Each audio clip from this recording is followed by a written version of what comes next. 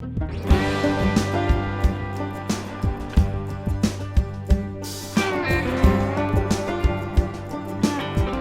to In Conversation with Steve Iverson.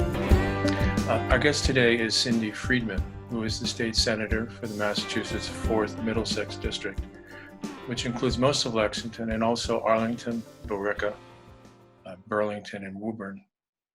Today we'll be talking mostly about the coronavirus emergency and local and state responses to it, as well as perhaps some other topics. So welcome, Senator Friedman, and thank you for talking today. Hi, Steve. How are you doing?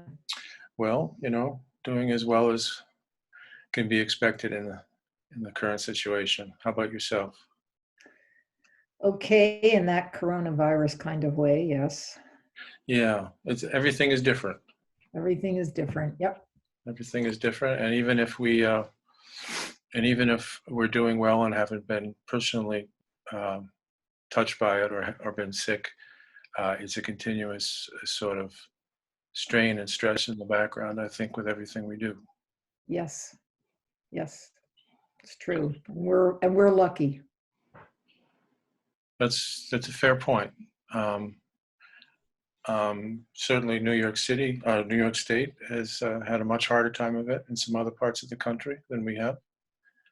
Although I understand here in Massachusetts, Middlesex County has been the hardest hit part of the state. Yes, we are the most populous, and yes, we have been the hardest hit. But yeah.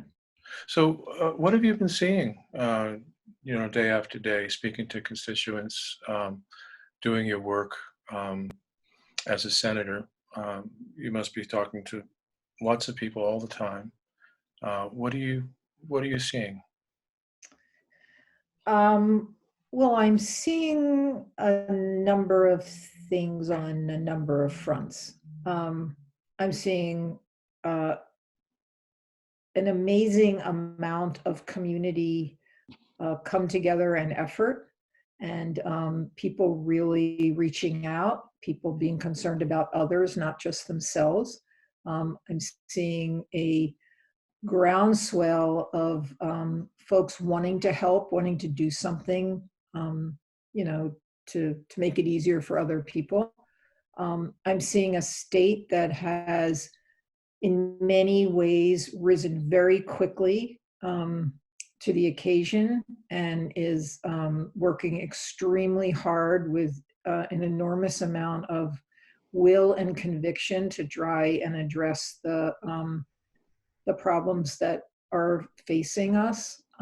I see what happens when we don't pay attention to public health and when we don't fund an infrastructure that is that would be there to protect us in this kind of event. I'm seeing a lot of senators working together to come to consensus so that important things can get done. I'm seeing what some of the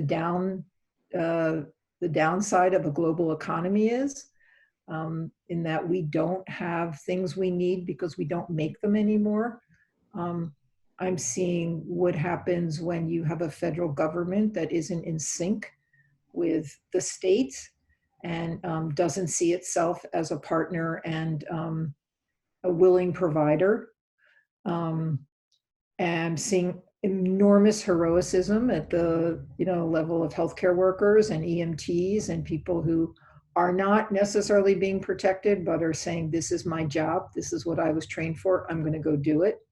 And I'm seeing what it's like to be home and not be touching and face to face with other human beings.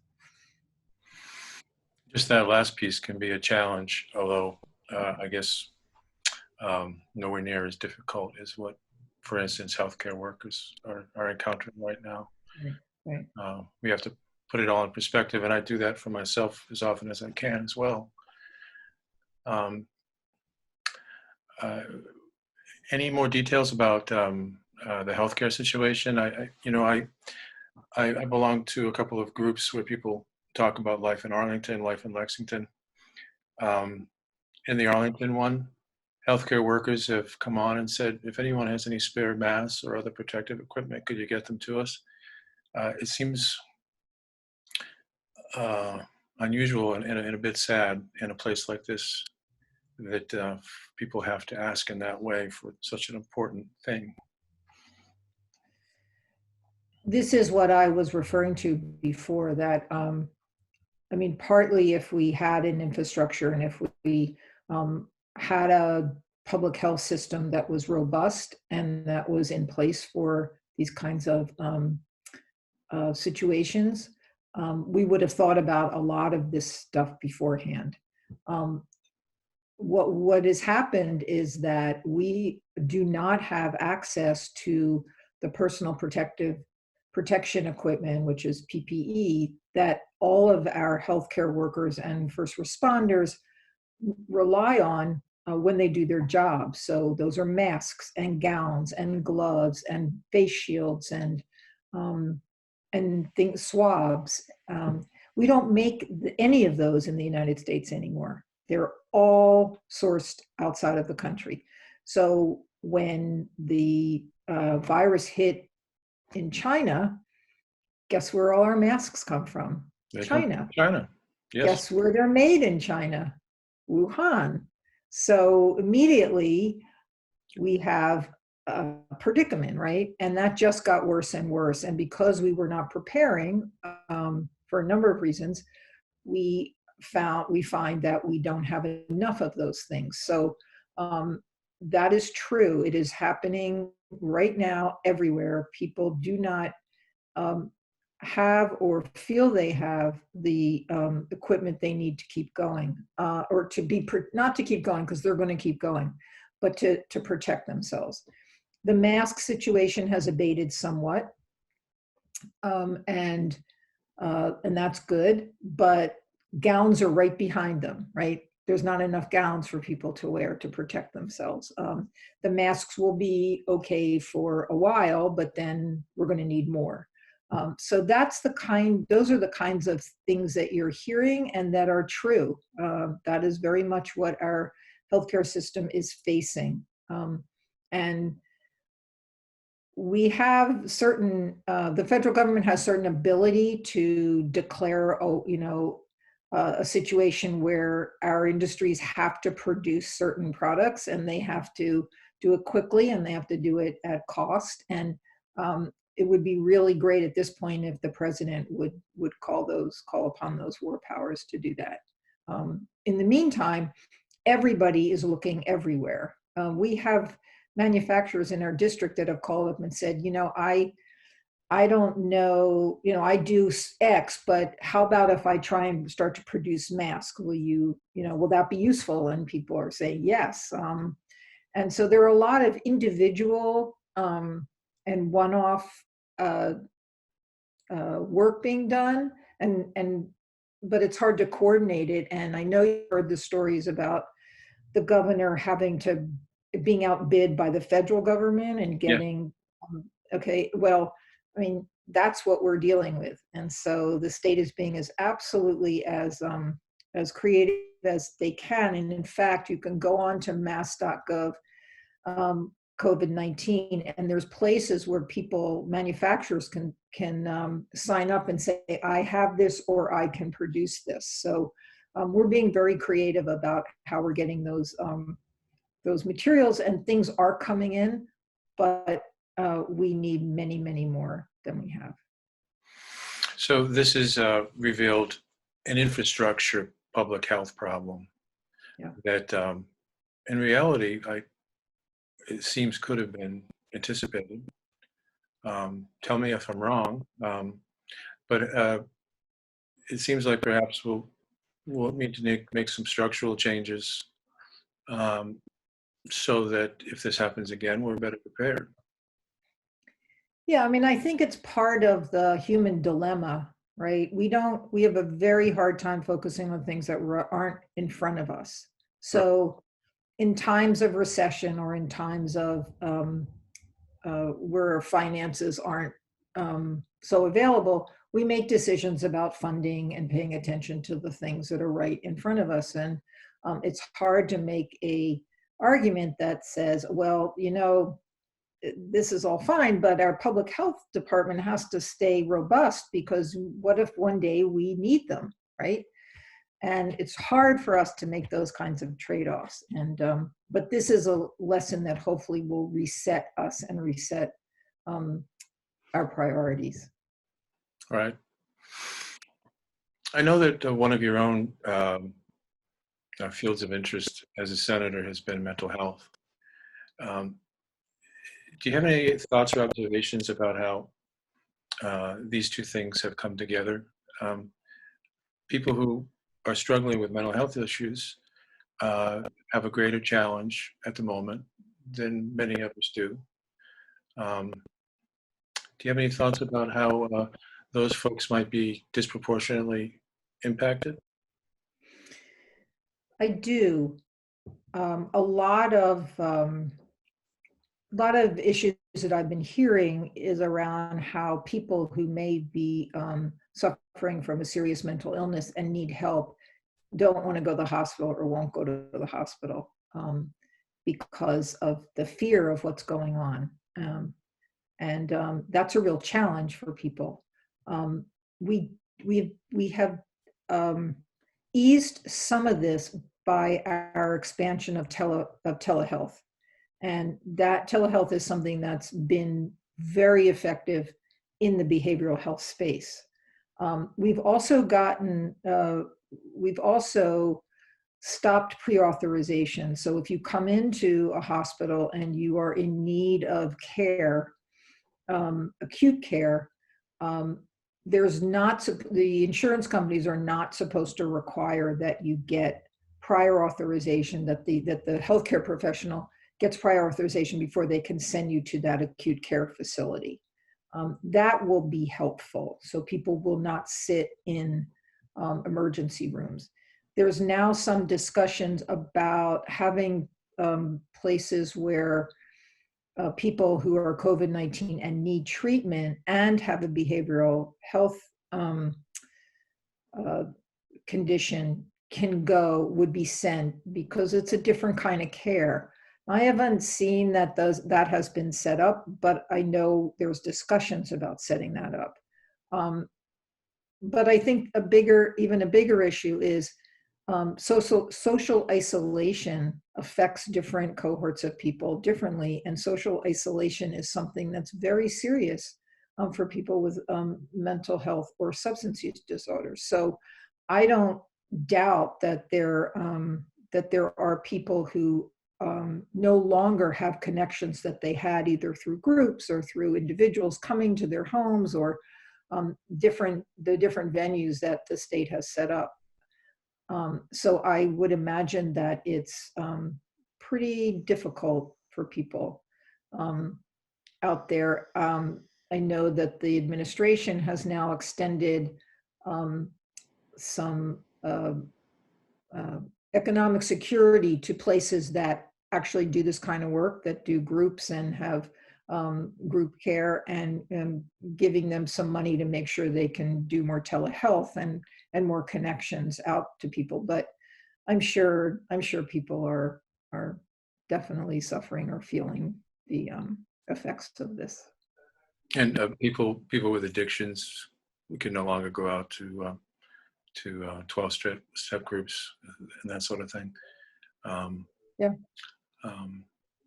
So yeah, that must be a big problem right now. Yes, I mean we've dealt with it around excuse me, around methadone and methadone clinics, and easing some of the regulations, and allowing people to have longer dosages. So not just one day, or not some are allowed 14 days, extending that to people, making it easier for them to get their treatment, but and not have to come in every day. On the other hand, a lot of those people were dependent on also the groups and the support systems that were in place, and they're not there anymore. Or they are there. People are trying very hard to provide them, but they're hard to come by. Do you have any thoughts or examples about local town responses in the towns in your district? And every town is trying to help and put programs in place to help folks who live there. I know that's true here in Lexington where we are. Um, any examples of what towns are doing to make things better? I know that with our the municipal government bill that we've passed, and there's another one that I think we're going to do hopefully tomorrow or Monday.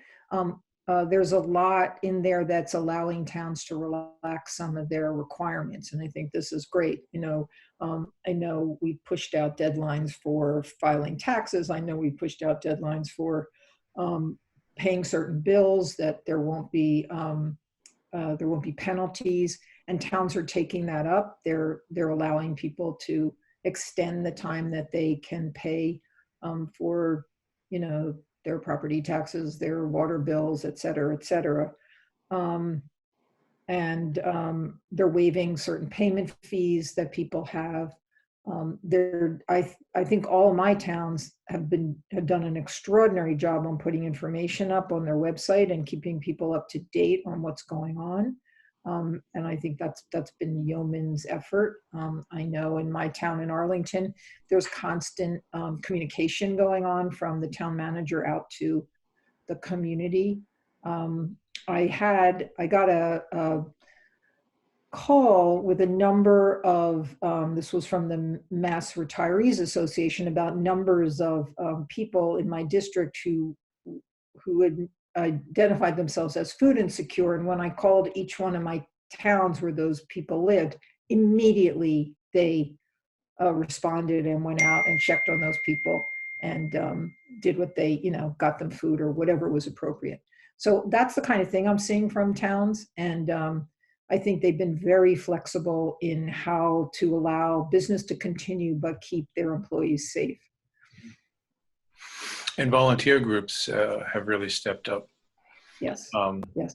I know in Lexington, there's been a number of groups, including something called the Neighbor Brigade, and other groups as well, who have become more active and are actually working together, coordinating their services. It's very nice to see. Yeah, there's a lot of that going on at the community level. It's wonderful. Yeah. What do you think, taking a slightly bigger picture, what do you think of Governor Baker's actions thus far? And, the shelter-at-home advisory, the request that non-essential businesses close. Do you think that he's pretty much got it right, or do you have any concerns about any of his response? Putting you on the spot a little bit. Yeah. I think the state as a whole, I have to say the state as a whole has done I think a very good job. I know they're walking a fine line between keeping people safe and trying to allow essential work to get done, and to be realistic about how that's happening. I think Massachusetts, for the most part, the residents are pretty good at taking the cues.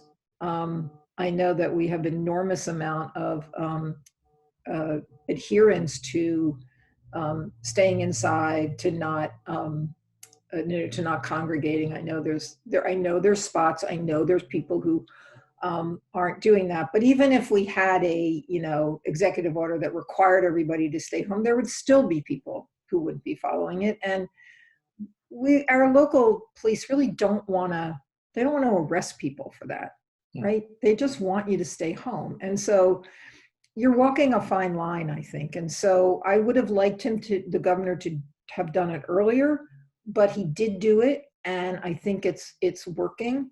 And these next couple of weeks are going to be really important that people follow directions and stay home, because the surge is, if not upon us, it will be here in a few days. And we really need to take that seriously.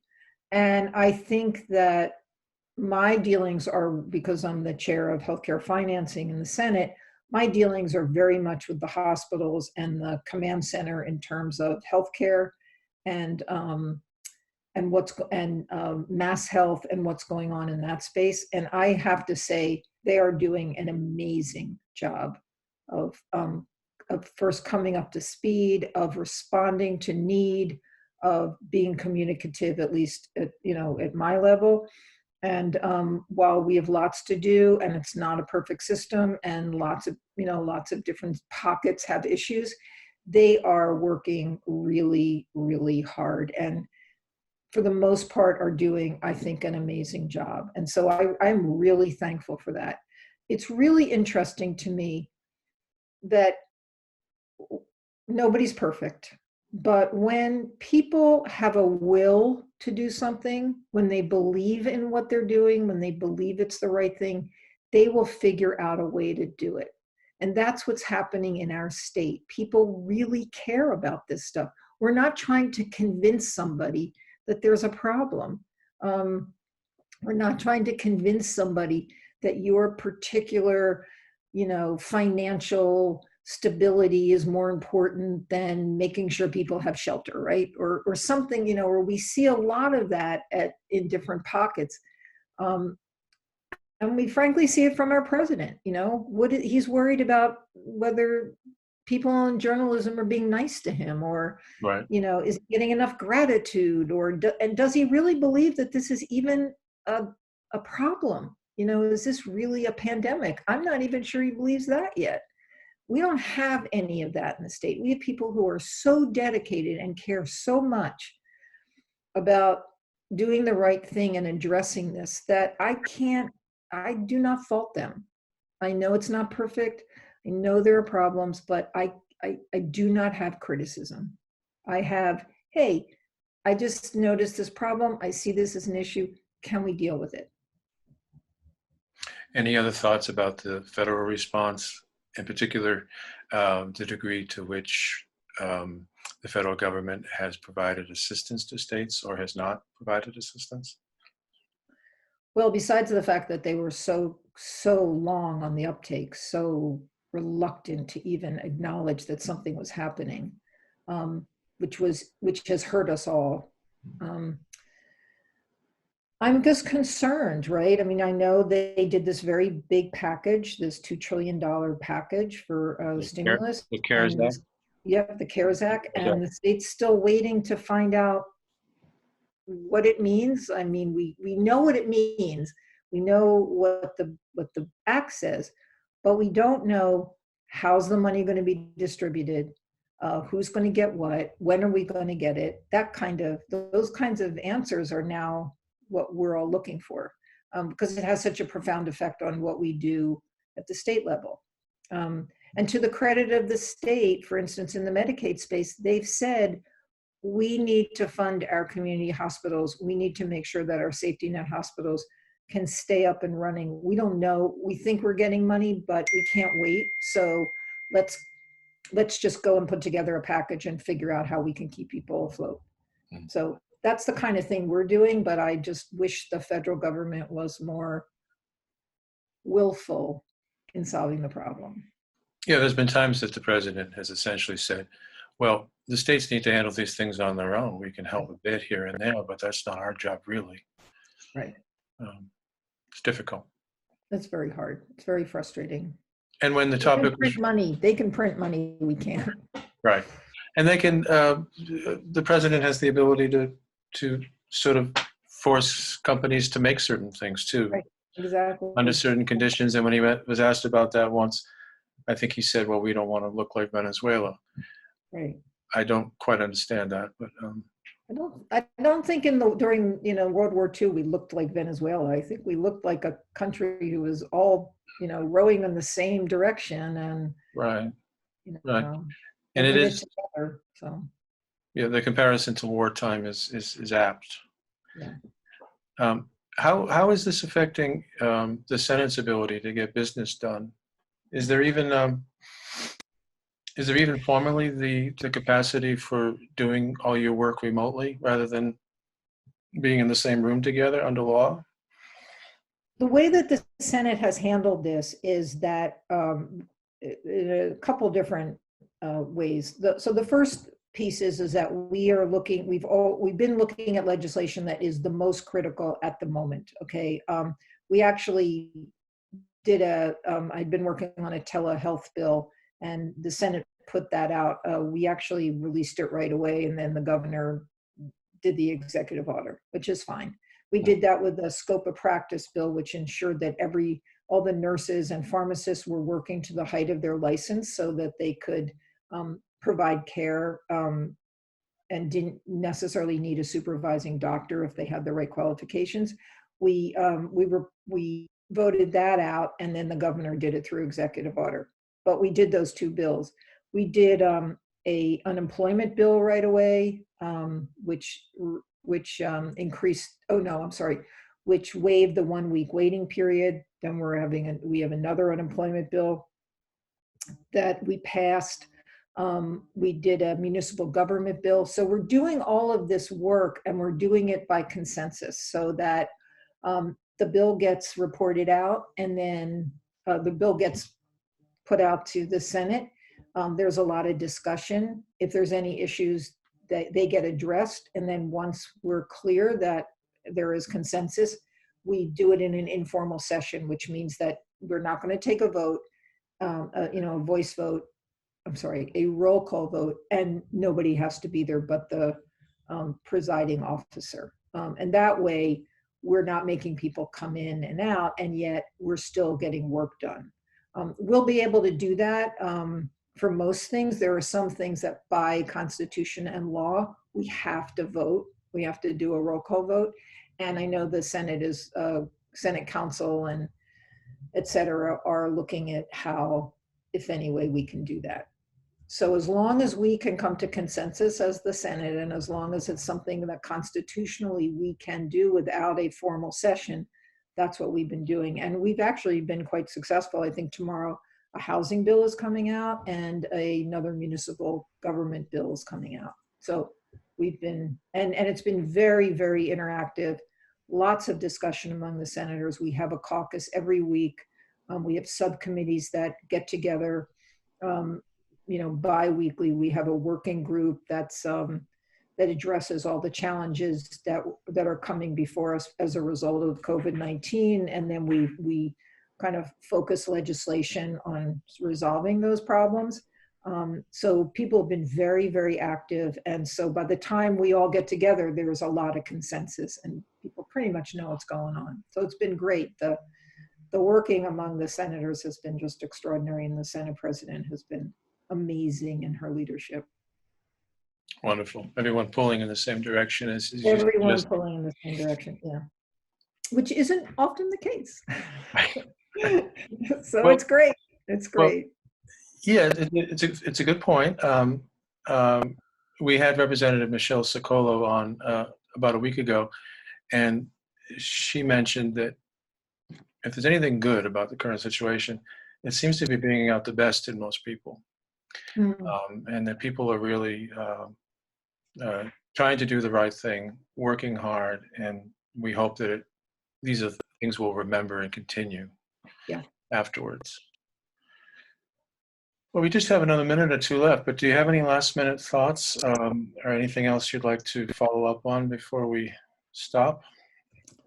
I think we've hit most things. I would like to say that we've been trying to be as communicative with the constituents as possible, and we send out probably a weekly news update, and I would encourage everybody to go to cindyfriedman.org/COVID-19, or you can just go to cindyfriedman.org and you can sign up for the newsletter, and you can also see the updates that we have. I have an amazing staff who's been working really hard to ensure that communications keeps flowing and that we answer any constituent issues that are coming to us. So feel free to call us, 617-722-1432.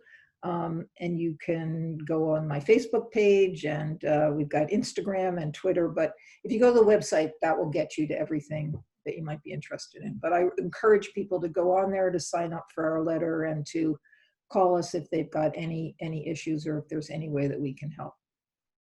Very good. Well, thank you for that. And thank you for speaking with us today.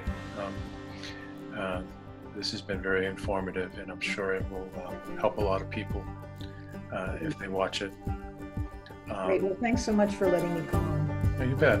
Best to you. Stay safe, stay well.